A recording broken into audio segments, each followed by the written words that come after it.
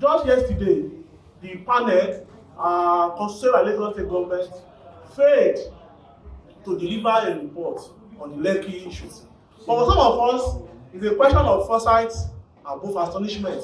We are not surprised in any way. Our perspective in intervening in the panel, first of all, was not to invest any illusion for 1 second in that panel, but to exhaust every means, especially after every revolutionary upheaval, every means of meeting with fresh layers that are moving into struggle. And that's what happened. We were able to achieve our objective. Now, the panel itself was hamstrung. Was hamstrung in the sense that having exhausted the time within which it was constituted, the creating authority, which the governor of Lagos State failed, refused, and failed to extend the tenure of that panel.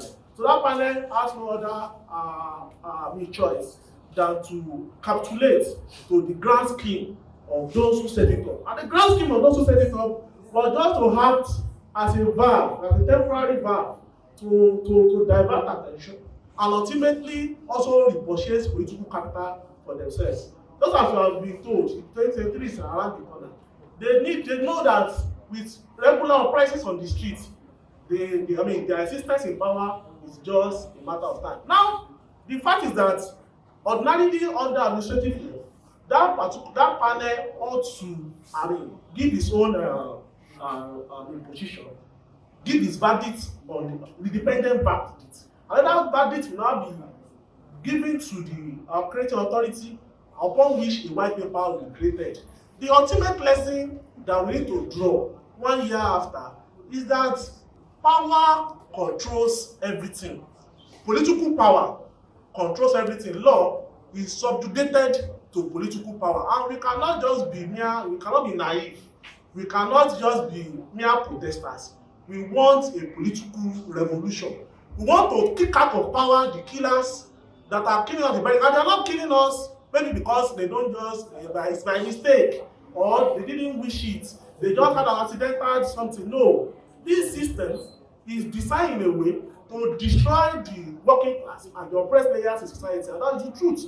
And the working class, the youth, and the oppressed layers must also be ready to destroy this system. There is no two-way, choice about it. And that is why we say we demand a revolution. And when we talk about the revolution, we talk about the fact that what stage are we exactly now? It's the stage where we have to be clear about the next phase we are entering. We are going to enter into a period where they are going to be engaging in political whitewashing. Already they are already swaggering you, they are already gingering you for 2023.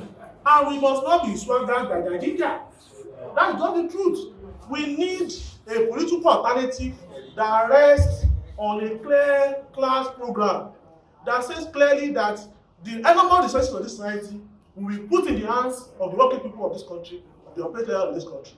Now, the panel has said a lot of things, made a lot of promises. They are going to be sitting in camera. They are going to be taking a review of those reports in camera. The white paper will be delivered. What should be the response of our movement?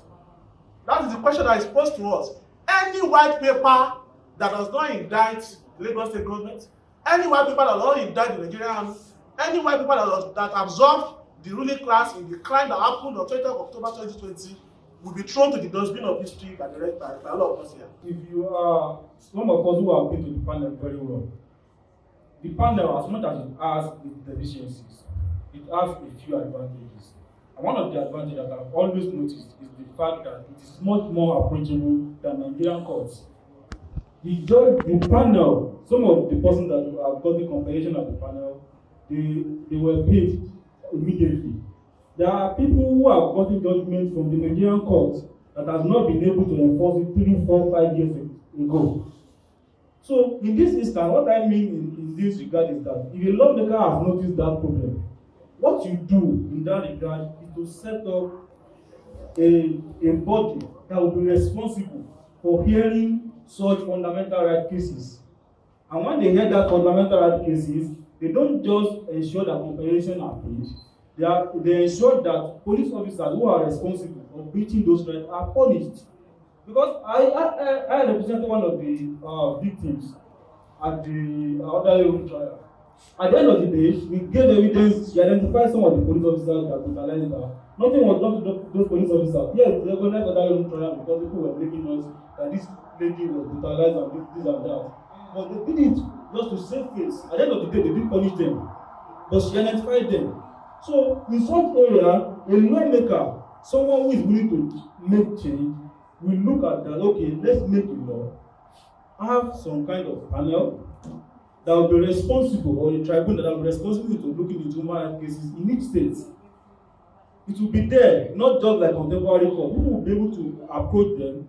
If you have judgment, they will compensate you immediately, they punish the persons responsible for it, and we move on. These are areas that we need to look into, not just we want to change government at the top, we want to change governors and that. Let's look at the lawmakers, the persons who are actually making the laws, rather than the ones enforcing them. We have been focused on those who are actually enforcing the laws. Let's look at those who are making the laws now. We have different groups, different organizations, and different CSOs that their major duty is just to mobilize people to know their rights and all of that. Over time, myself and a few others, we have organized different talk shows to make people know their rights and all of that.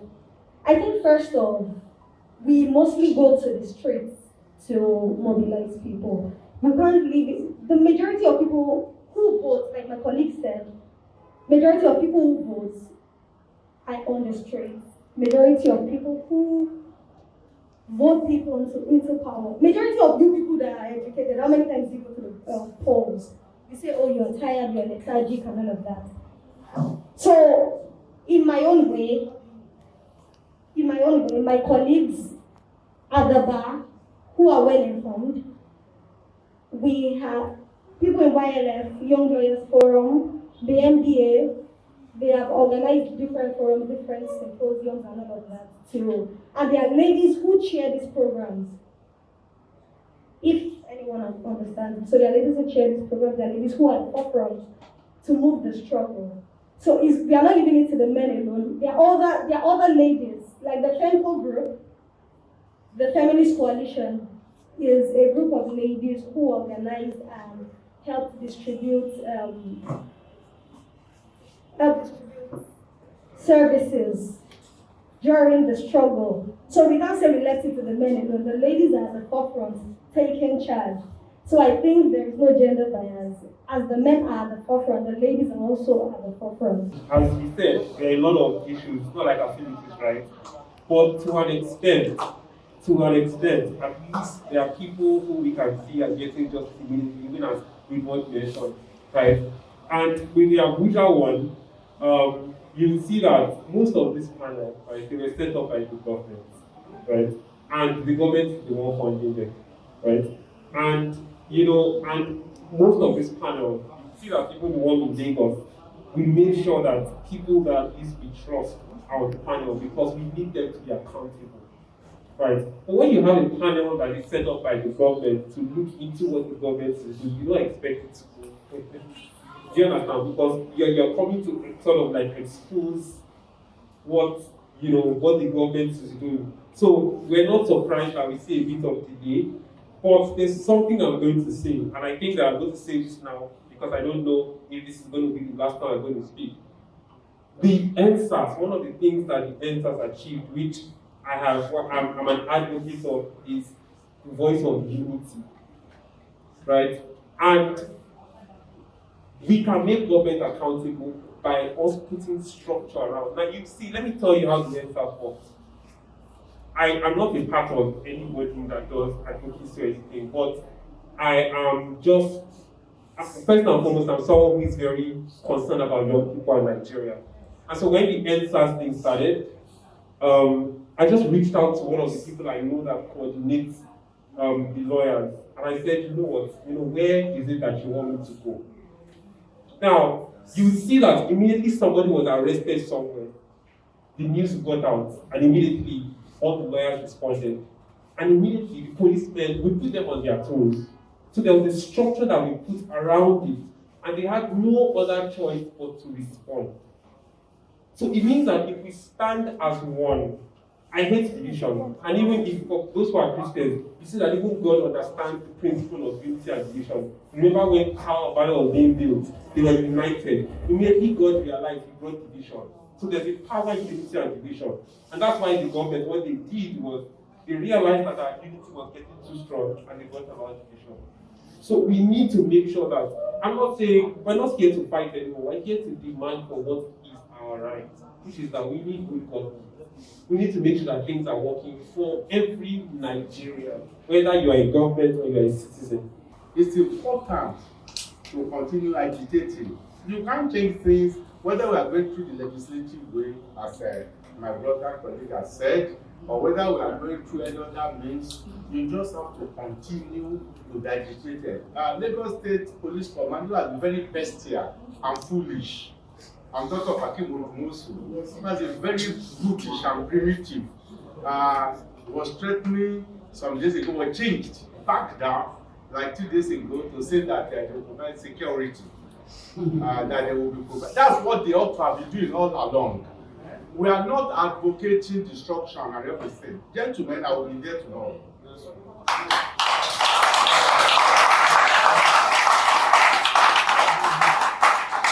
And it's not good to understand there's a movement of motorcade caravan. It's a method, but I will be there on foot.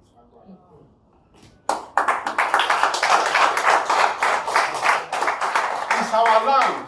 Yes. It's our land. Yes. It's our land. Yes. We are not immigrants. Yes. We are not second-class citizens. It's our land. We play by the rules of the land. And you dare to struggle. You dare to struggle, you dare to win. Well, I will be there tomorrow. I will be there. And you must be there. We have mentioned these 3 people today because they dared. It was terrible that time. Mr. Michael Kodube will remember that that time, all the first 3 or 4 proceedings, there was no input of NSAS people at all. Because people have been scared of. And those days when they will come, it was Dabira and Akamsi Chukwu and some other people who will come boldly. When other people came, they were dressing like, what do you call this thing now? When you are a ninja like masquerade. And they'll be asking them, and you people are not covering your eyes. I said, courage is your best shield.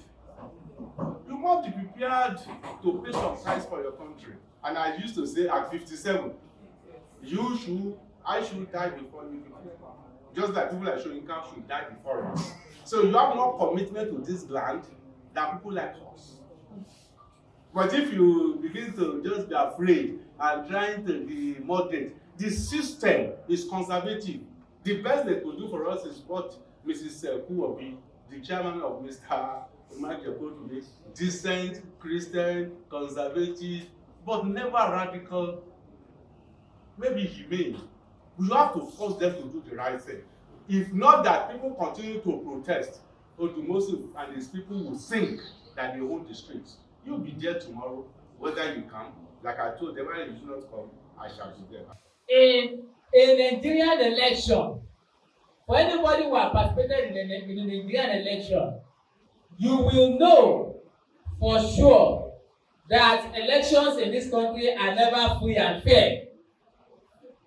It has never been free and fair. In fact, it has been for the highest bidder. That's why when someone was talking about young people, all of us youth going into different going into different political arena, contesting in an election. As much as that position is totally valid and correct, but Nigeria is designed to keep political power in the hands of their elites and their children. In fact, just as they have made education and all other goodies of citizenry an exclusive preserve of themselves, their rich friends, and their elites in general, they have also made franchise. They have also made franchise an exclusive privilege of even rich. Because how do you explain the cost of purchasing political forms in different political parties? If you want to purchase forms for House of Representatives, House of Assembly, and even in the Senate, they go to the tune of millions. Tune of millions for a lot of political parties, that especially the establishment political parties like the PDP and the APC. And it is not accidental. It is because they want to keep political power within the checks of the elite. How many young people can afford a 2 million naira form?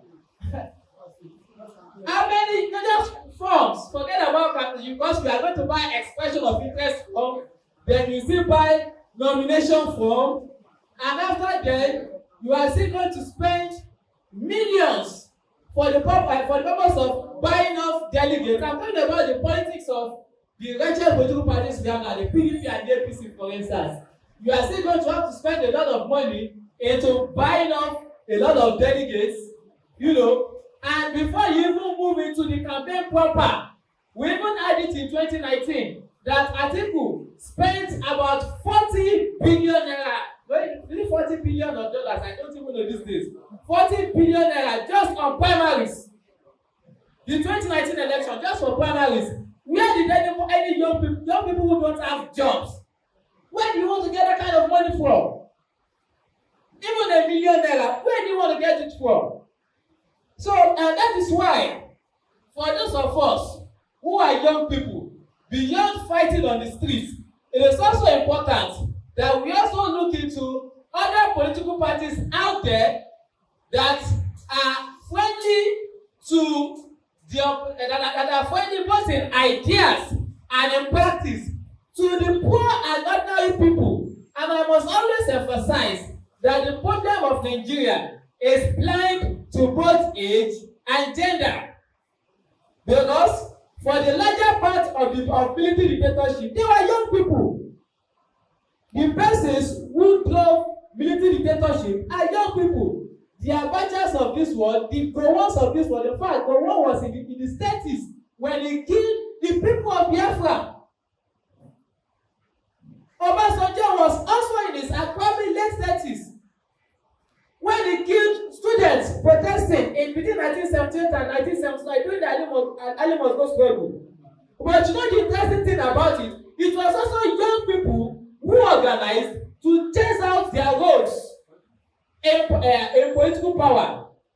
But there was a fundamental mistake that the young people who are there as at those period fought. And it is that according to I was in an engagement with Barrister Malaki Ugumadu when he was CDHR president. He said that in 1999, power was lying on the streets. Power was practically lying on the streets. But there was nobody to pick it up. The people who fought the military regime fiercely in the sense of fighting, they were nowhere to be found. They were not even as organized as to take up political power. And there was an engagement Barrister Osagie Obayiwana had in Benin City, Edo State. Barrister Obayiwana was Commissioner for Justice under the regime of Adams Oshiomhole as Governor of Edo State. He said he made a statement in Benin in a town hall. He said he blamed fiercely the generation that fought the military regime, the young people. And he used Shirore as a case study. That in 1993, when Shirore was sitting in the front, Tinubu was sitting 14 seats backward. Now, what do you have today? So, the lesson here for us to all pick together is that as young people, while we are organizing to chase out these roads in power, it is also important for us to also organize around other political parties outside the establishment parties that are pro-people, have pro-youth agenda, pro-women agenda, generally pro agenda, that are able to drive Nigeria out of this current neoliberal siege we find ourselves.